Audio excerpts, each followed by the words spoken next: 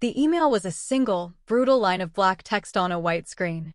Rent for Unit 3B is now 5 days past due. It was signed, with a stark and formal efficiency, Anya Sharma, Building Management. My stomach twisted into a familiar knot of anxiety. I knew it was late. Of course I knew. The freelance graphic design project that was supposed to cover it had been delayed, the client suddenly going silent, and my savings had evaporated 3 months ago fixing my car. I was living on a knife's edge in this new town, in this small apartment that still smelled like the previous tenant's cat.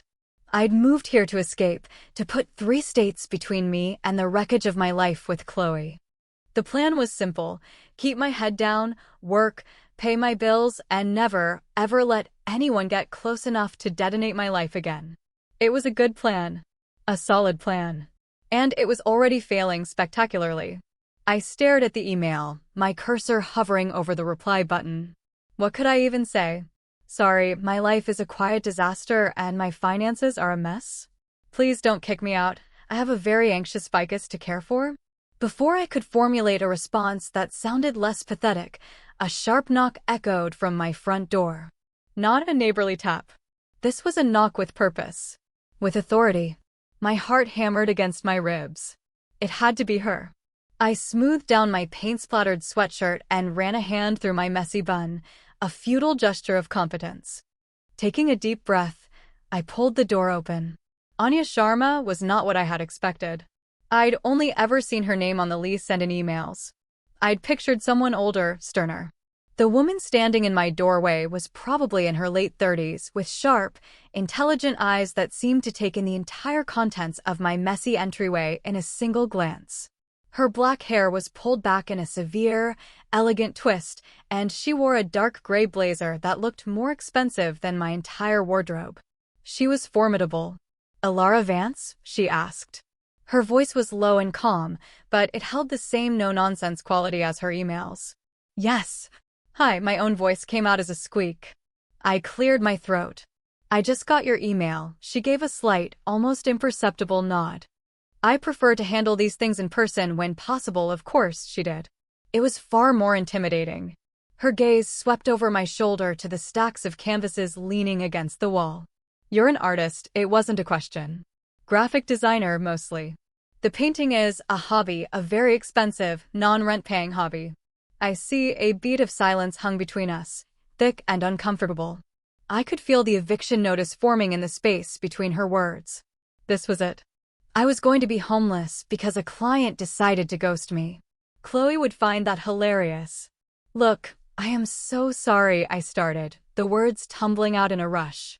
"My big project got pushed, and the payment is late, but it's coming. I swear. I can have it to you by the end of next week, maybe sooner. I can pay the late fee." Of course, Anya listened patiently, her expression unreadable. She didn't seem angry, but she didn't seem sympathetic either. She just seemed assessing. Her dark eyes were fixed on mine, and I felt strangely transparent, like she could see every mistake I'd ever made. When I finished my rambling apology, she was quiet for another long moment. I braced myself for the verdict. "The end of next week is not ideal," she said finally, her tone even. "The mortgage on this building doesn't wait for your clients to pay you, I know." "I understand. I just need a little more time," I pleaded, hating the desperation in my voice. She looked past me again, her gaze lingering on a half-finished painting of a sprawling, overgrown botanical garden. Her focus sharpened. Then, her eyes shifted back to me, a new, speculative light in them. "You know," she said slowly, the words measured and deliberate. "This is a long shot, but perhaps we can come to a different arrangement." My blood ran cold. A different arrangement. The phrase landed in the pit of my stomach and turned to ice. My mind, conditioned by years of bad television and a healthy dose of cynicism, leaped to the worst possible conclusion. Was this seriously happening? Was my landlord, this impossibly chic and intimidating woman, propositioning me for rent? The sheer, horrifying absurdity of it almost made me laugh. I must have looked as horrified as I felt, because a flicker of something amusement? Confusion crossed her face. "An arrangement," I repeated, my voice flat. "Yes," she gestured vaguely down the hall. Come with me. It's easier to show you. My brain screamed no. It screamed slam the door, pack your bags, live in your car. But my feet, apparently disconnected from my brain, followed her out of my apartment and down the hallway. My heart was a frantic drum against my ribs. What am I doing? What is happening? She led me not to her apartment, as I'd dreaded, but to a heavy wooden door at the far end of the hall that I'd always assumed was a utility closet. She produced a brass key and unlocked it, the mechanism turning with a heavy, grating sound. The air that hit me was not closet air. It was thick and humid, smelling of damp earth, decaying leaves, and something faintly sweet, like jasmine. She pushed the door open and flicked a switch. A series of low-wattage bulbs flickered to life, revealing a short, dusty corridor that opened into a vast, glass-paned room. It was a greenhouse. A massive, dilapidated greenhouse attached to the back of the building, a secret world I never knew existed. The glass roof was webbed with cracks and stained with years of grime, but dusty shafts of late afternoon light still managed to pierce through, illuminating a scene of beautiful decay. Rotted wooden workbenches sagged under the weight of cracked terracotta pots. Old tools, rusted and forgotten, hung from the walls. In the center, a huge stone planter was choked with weeds, but I could see the ghosts of what must have been an incredible garden.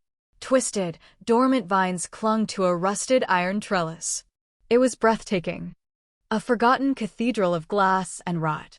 This was my wife's, Anya said, her voice softer now, stripped of its earlier businesslike edge. The words hung in the still, heavy air. My wife's. My brain scrambled to adjust. Okay, so, not a sleazy proposition. My relief was so profound it almost made my knees buckle. She was a botanist, Anya continued, walking further into the space, her hand ghosting over a dusty workbench. She bought this building because of this. It was her dream to restore it. She passed away 3 years ago. Before she could finish, the confession was so sudden, so personal, it knocked the air out of me. I stood awkwardly by the door, feeling like an intruder in a sacred space. I'm so sorry, I murmured. Anya gave a small, dismissive shake of her head, though her back was to me. I've been trying to work on it myself. On weekends. But I'm slow. I'm a tax attorney, not a gardener. I don't know what I'm doing. She finally turned to face me, and for the first time, I saw something beyond the confident landlord. I saw a flicker of profound weariness, of deep, abiding loneliness. That painting in your apartment, she said, her eyes meeting mine. The botanical one. And on your rental application, under hobbies, you listed horticulture. I had completely forgotten about that. I'd put it down to sound more interesting, more stable. I need help, she said, the words simple and direct. Someone who knows plants, who knows how to bring a place like this back to life. I need help with the scraping, the sanding, the planting. I'll provide the materials. I'll waive this month's rent and take a portion off for the next few months, depending on how much you can do. She paused, her gaze unwavering. That's the arrangement. I stared at her, then around the beautiful, broken room. It was an impossible project. It was a perfect project. It was a way to pay my rent, but it was also something else. It was a way into this space, into the story of this building. And a small, treacherous part of my brain whispered, it was a way to be near her. I shoved that thought down. No, this is a job.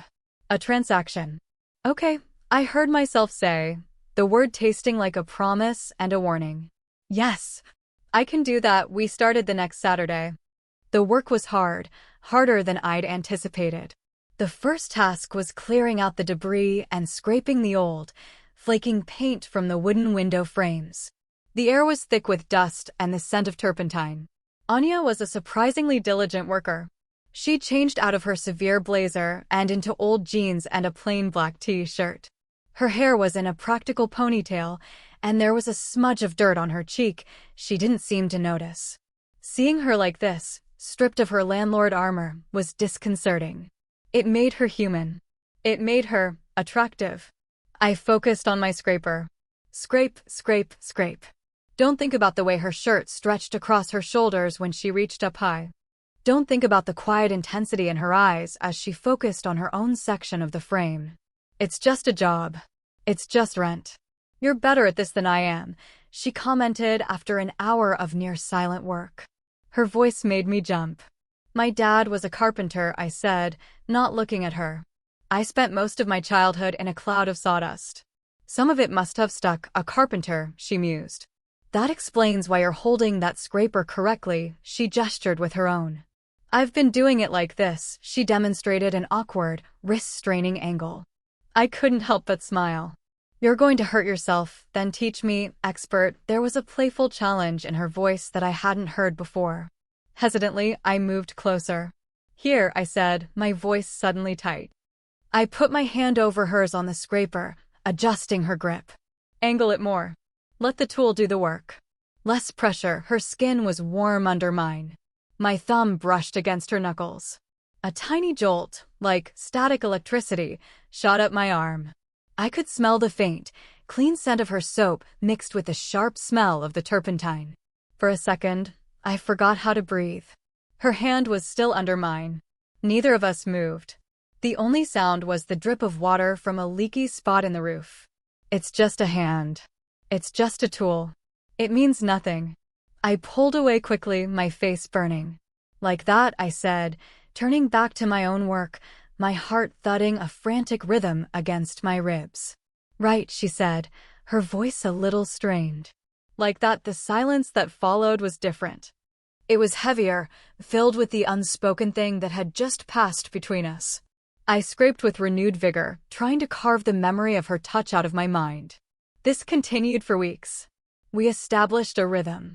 I'd work on my design projects in the mornings, then meet her in the greenhouse in the afternoons. We worked, mostly in silence, but it was a comfortable silence now, punctuated by small talk. We talked about plants, about wood rot, about the best kind of primer to use. Safe topics. But the micro-moments kept happening. They were like tiny sparks in the dusty air, impossible to ignore. There was the time I was on a stepladder, trying to reach a high pane of glass, and the ladder wobbled. Her hands were suddenly at my waist, steadying me. Careful, she breathed, her voice close to my ear. Her hands stayed there a second longer than necessary, strong and sure, before she let go. I stood frozen on the ladder, my skin tingling where she'd touched me. There was the day she brought 2 mugs of coffee, handing one to me. Our fingers brushed. A simple, accidental touch. But my gaze flew to hers, and she was already looking at me, her dark eyes wide and unreadable. The moment stretched, a question hanging in the air between us, before she looked away and cleared her throat. And there was the banter. It started slowly, then became our primary mode of communication. It was a way to get close without getting too close. You missed a spot, she'd say, pointing to a minuscule fleck of paint I'd left behind. You're a tyrant, Sharma, I'd retort without looking up from my work. It's a wonder you have any tenants left, they stay out of fear, she'd reply, her voice laced with dry humor. And my impeccable maintenance of the communal areas, I laughed. A real, genuine laugh. It felt rusty, like a part of me I hadn't used in a long time. My defensive walls, so carefully constructed after Chloe, were beginning to show cracks. Chloe had loved the idea of me, the artist. She'd loved the romance of it, the aesthetic. But she hadn't loved the reality, the insecurity, the messy studio, the anxiety over late-paying clients. When she left, she'd said, I need someone with a real future, Alara. Someone stable. Her words had carved out a hollow space inside me, a space I'd tried to fill with work and solitude. I wouldn't let that happen again. I couldn't. Anya was my landlord. She was stability personified. We were from different worlds. This arrangement was temporary. It was about rent. It's just rent, I told myself over and over. A mantra against the growing warmth in my chest whenever she smiled. One rainy Tuesday, the kind of day where the sky is a uniform, depressing gray, I was working alone in the greenhouse. Anya had a meeting and had told me to go ahead without her. The place felt different when she wasn't there. Emptier. Quieter. The rhythmic scrape of my tool was the only sound, a lonely counterpoint to the drumming of rain on the glass roof. I was trying to pry open a window that had been painted shut for what looked like decades. I put my scraper down and pulled with both hands, grunting with effort. The wood groaned in protest, but didn't budge. Stubborn, isn't it? Anya's voice startled me so badly I nearly fell backwards. She was standing by the doorway, holding a large cardboard box. Her hair was damp from the rain, and she'd traded her usual blazer for a soft, dark green sweater that made her eyes look almost black. "You're back early," I said, my heart doing a stupid little flip. Meeting was cancelled. She set the box down on a workbench. I brought provisions. Inside the box were 2 thermoses, a bag of sandwiches, and a container of what looked like homemade cookies. My stomach rumbled. I hadn't realized how hungry I was. "You didn't have to do that," I said, touched. "I did," she replied simply. "You've been working for hours. Besides, I'm starving." We sat on an old wooden bench, the rain creating a soothing, percussive rhythm all around us. It felt strangely intimate, like we were in our own private world, sealed off from the rest of the building, from the rest of the city. We ate in a comfortable silence, the kind we had perfected over the past few weeks. "My wife, Sarah, she would have loved you," Anya said suddenly, her voice quiet. I nearly choked on my sandwich. I didn't know what to say. "Oh, she was the one with the vision," Anya continued, staring out at the rain-streaked glass. She could look at this mess and see exactly what it was supposed to be. She'd sketch it all out on napkins. A place for orchids here, a climbing rose there. A little bench right here, for reading in the rain. She looked at the spot we were sitting. "I think this is the bench." I could see the grief in her profile, not raw and new, but worn into her features, a part of her landscape. She wasn't just a landlord or a lawyer or my work partner in this strange arrangement. She was a woman who had loved someone deeply and was now navigating the world alone. Just like me. "She sounds amazing," I said softly. She was. Anya took a sip from her thermos. She was quiet for a moment, then she turned to look at me, her gaze direct and searching. "You're always so guarded, Alara. You never talk about yourself. Who hurt you?" The question was so blunt, so unexpected, it felt like a physical blow. The air crackled. The rain on the roof seemed to get louder. This was it. The turning point. The moment where I could either retreat behind my walls or let them fall. My throat felt tight. I thought of Chloe, of her casual cruelty, of the way she'd packed her bags while I was at a gallery opening, leaving only a note on the kitchen counter. "This isn't working for me anymore." "My ex," I said, the words feeling like stones in my mouth. "We were together for 4 years. I thought it was forever. But I wasn't enough. I wasn't stable enough or successful enough." She left. I tried to keep my voice steady, but it wavered on the last word. Anya didn't say anything. She didn't offer empty platitudes or tell me I was better off. She just listened, her dark eyes holding mine, offering a silent, profound understanding. In her gaze, I didn't see pity. I saw recognition. "Her loss," Anya said finally, her voice low and fierce. And for the first time in a long time, I believed it. She reached out, her fingers tentatively brushing a stray strand of hair from my cheek. Her touch was featherlight, but it sent a shockwave through my entire system. It wasn't accidental this time. It was deliberate. A question. An offer of comfort that felt like so much more. My breath hitched. I didn't pull away. I leaned into her touch, just slightly, a confession in itself. Her thumb stroked my cheekbone, a slow, gentle movement that undid me completely. The walls I had so carefully built crumbled into dust. The space between us was electric, humming with everything we hadn't said for weeks. The rain, the smell of damp earth, the warmth of her hand on my skin, it all converged into this one, perfect, terrifying moment. Her eyes searched mine, and I saw my own fear and longing reflected there. She was just as scared as I was. The confident, formidable landlord was gone. In her place was Anya. Just Anya. Lonely and hopeful and reaching for a connection. She started to lean in, and my heart stopped. This was it. This was real. But then a loud clang echoed from the hallway as the building's ancient heating system kicked on. The spell was broken. Anya flinched and pulled her hand back as if burned. The moment was gone, shattered by the mundane reality of faulty plumbing. She stood up abruptly, her movements jerky. "The rain's letting up," she said, her voice strained, not looking at me. "I should. I have some work to do." Before I could say anything, she was gone, leaving me alone on the bench with a half-eaten sandwich and the ghost of her touch on my skin. I sat there for a long time, the sound of the rain slowly fading, replaced by the frantic thumping of my own heart. The next few days were excruciating. We avoided each other. I'd hear her leave her apartment in the morning, and I'd wait a full 10 minutes before venturing out of my own. We went back to communicating through polite, sterile emails about the greenhouse project. "I've ordered the new soil. It arrives Thursday. Please let me know if you'll be home to receive it." The greenhouse, once our shared sanctuary, felt haunted. I worked there alone, the silence amplifying the memory of that afternoon. Every surface I touched seemed to hold a residue of our almost moment. The bench, the window frame, the mugs we'd used. It was all charged with unspoken tension. I was a mess. One minute, I was furious with myself for letting her get so close. The next, I was replaying the feel of her thumb on my cheek, a desperate, yearning ache in my chest. I couldn't focus on my work. Every design I tried to create looked flat and lifeless. All I could paint were rain-streaked windows and overgrown gardens. I had to end this. The arrangement. It was too complicated, too painful. I would finish the month, pay her what I could for the next, and find a way to move. I couldn't live in the same building as this giant, unanswered question.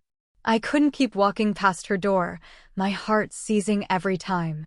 On Friday night, I gathered my courage. I wrote a check for the portion of the rent I owed, put it in an envelope, and walked down the hall to her apartment. My hands were shaking.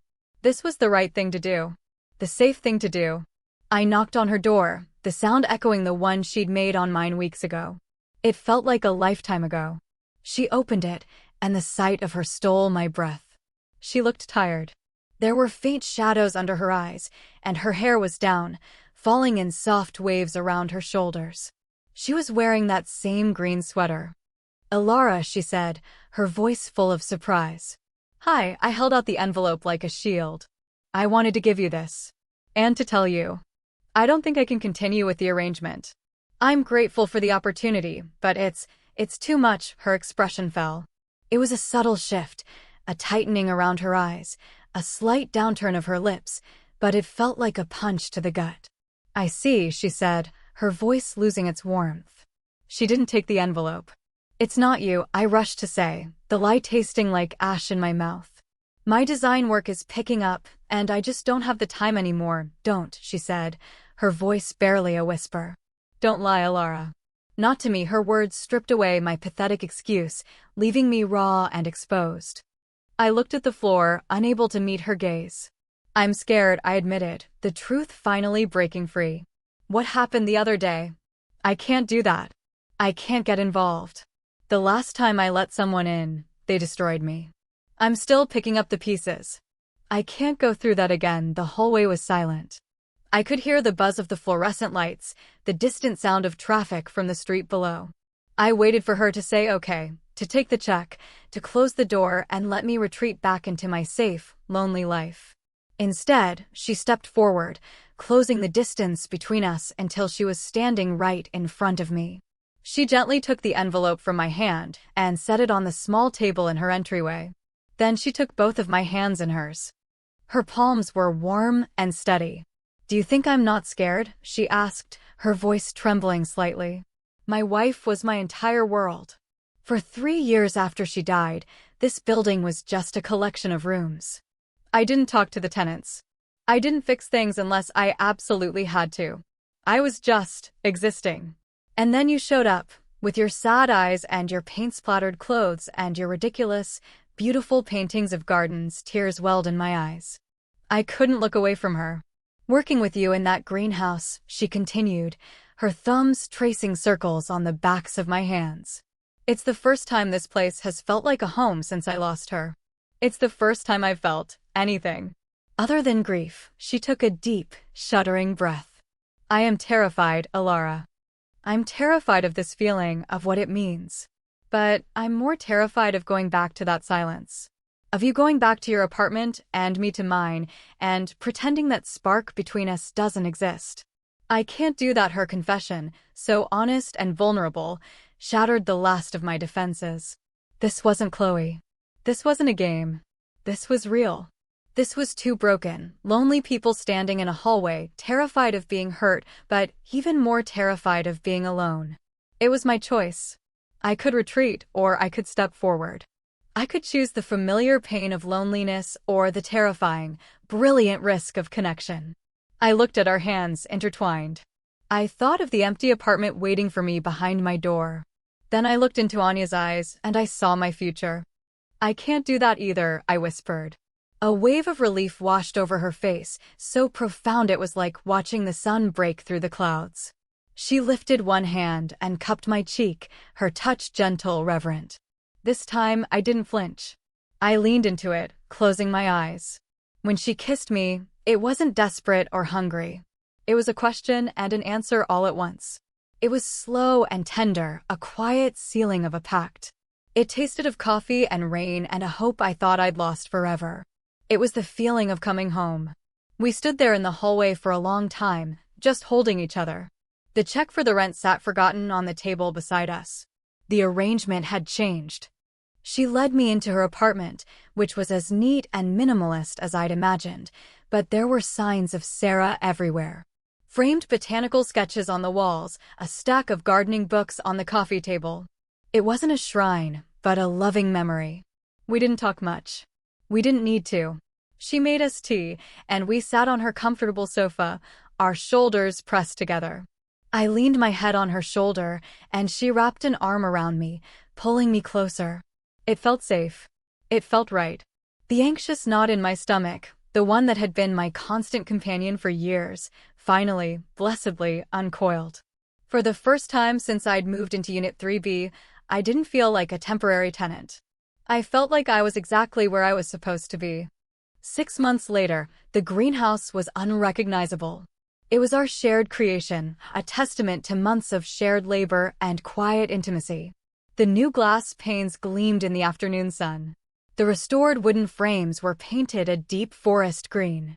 Lush, green life spilled from every surface. Orchids bloomed in a riot of color on the shelves where old tools once rusted. A fragrant jasmine vine, Anya's favorite, snaked its way up the old iron trellis. The large central planter was filled with herbs and tomato plants, their earthy scent perfuming the warm, humid air. We were sitting on the bench, Sarah's bench, our legs tangled together. I was sketching in my notebook, and Anya was reading, her head resting comfortably in my lap. A gentle breeze drifted through the open windows, carrying the sounds of the city. I looked down at her, at the way the sunlight caught the silver strands in her dark hair, at the peaceful, focused expression on her face. A feeling of such profound love and contentment washed over me that it almost hurt. I thought back to that panicked, broke version of myself, staring at that terrifying email about late rent. I thought of the fear and suspicion that had flooded me when Anya had mentioned a different arrangement. It was funny how the thing I'd been most afraid of, letting someone in, being vulnerable, had turned out to be the very thing that saved me. Anya must have felt my gaze, because she looked up from her book, a small, questioning smile on her lips.